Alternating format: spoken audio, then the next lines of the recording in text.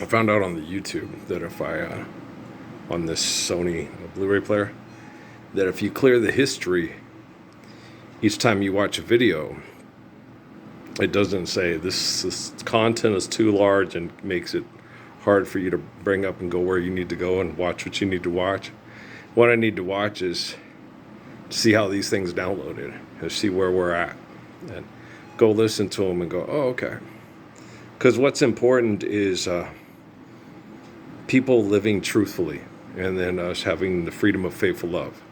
And that's what's important. And so a lot of the other stuff that it's too large of content and it gets frustrating, and it's nice. I just clear the history right after I watch the one we just posted and then just go and then hit that and it says start searching, right? And so it doesn't screw up on me and it loads up. So that's I do that. And so I was sitting there when I go back to TV, to watching the TV. They have a thing on, is it TBS or TNT? I'm not sure. One of the two. One of the Turner broadcast networks. They have Friday Night Vibes. You know, it's Queen Latifah night, right? And you go back in time, you watch movies like Charlie Chan or certain things. Oh, those were incredibly racist and this, and that was that. And then you don't know what those women had to go through to get those parts and how they were sexually exploited. And it's like, kind of like women at burlesque show. And I'm like, okay, what's the difference if a man sexually exploits a woman for money or a woman sexually exploits herself for money? What's the difference? Okay, do you understand? Okay, if Otto Preminger sexually exploits Dorothy Dandridge for money, or Dorothy Dandridge sexually exploits herself, if you're both denying the Lord's Prayer, aren't you the same whore? And two is four, right?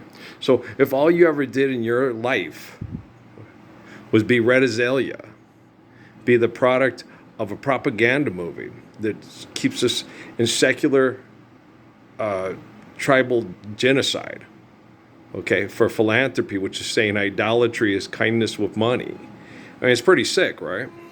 So you find out you work for, you're being put on TV and they're celebrating all the work you've done for Joseph Goebbels and his wife, right? And you're like, wow, you know, and that's pretty much who you are. Well, that's been your existence. You worked really hard. You got your star on the Walk of Fame. You got a statue in your hometown of you.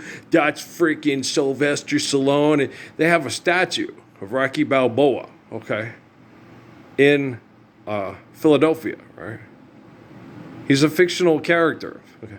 It's like going to Fair Verona and having statues of Romeo and Juliet, right? And you're like, oh.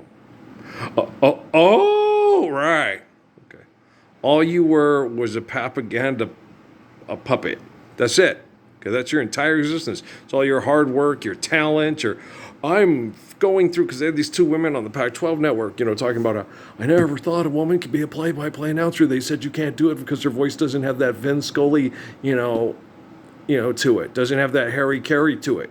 Doesn't have that Harry Carey Vin Scully to it. Not as Harry Carey Vin Scully to it. If it doesn't have a Harry Carey Vin Scully, you just don't want to hear him call a ball game. You want Harry Carey or Vin Scully calling the game, or his kid Skip Carey, right? Or Vin Scully. Everybody loves Vin Scully, right? Yeah, okay. You don't want a woman talking. It's going to ruin the whole image of the sport. What if it's females playing the sport? I never thought about that. Okay, now they're all excited because they got women doing the play-by-play for men's sports and refereeing and possibly coaching men's sports and athletics at its most propaganda money-making capacity. But you still see kids on the 6 o'clock news crying in a hospital with their bodies being blown apart because one philanthropy group declares war on another philanthropy group to manipulate the numbers of the surplus population as they perceive it, right? So it's like, fuck! Hey, Oprah, everybody gets pie. Okay, what pie? Not that pie. Figure 8? Yeah, turned upon its side. Okay, do you understand? It's time to submit to faith and the glory of grace. And stop selling us Marie Callender's or Village Inn pies. Okay, stop taking us down Dreamsicle Lane.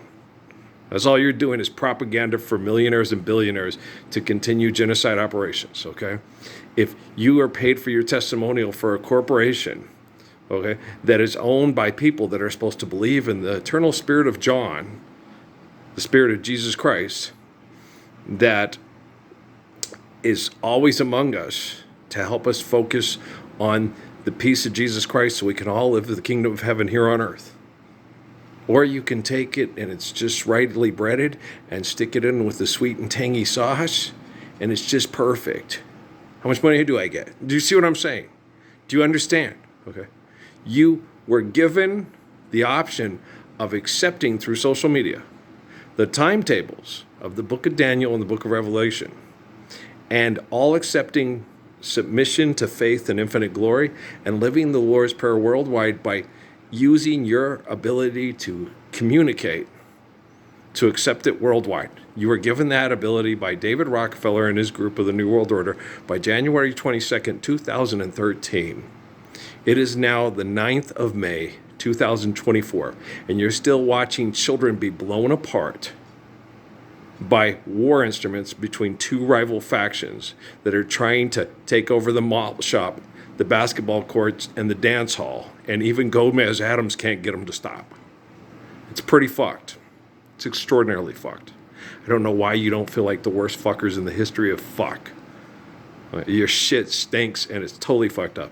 And if you don't understand this, and you can't start believing in what I'm doing, and you can't start having faith in an omniscient essence of all existence, you can't start properly using the word God, you can't start properly understanding using the word faith, you can't properly start understanding the word truth, that Planet of the Apes movie should have never fucking happened.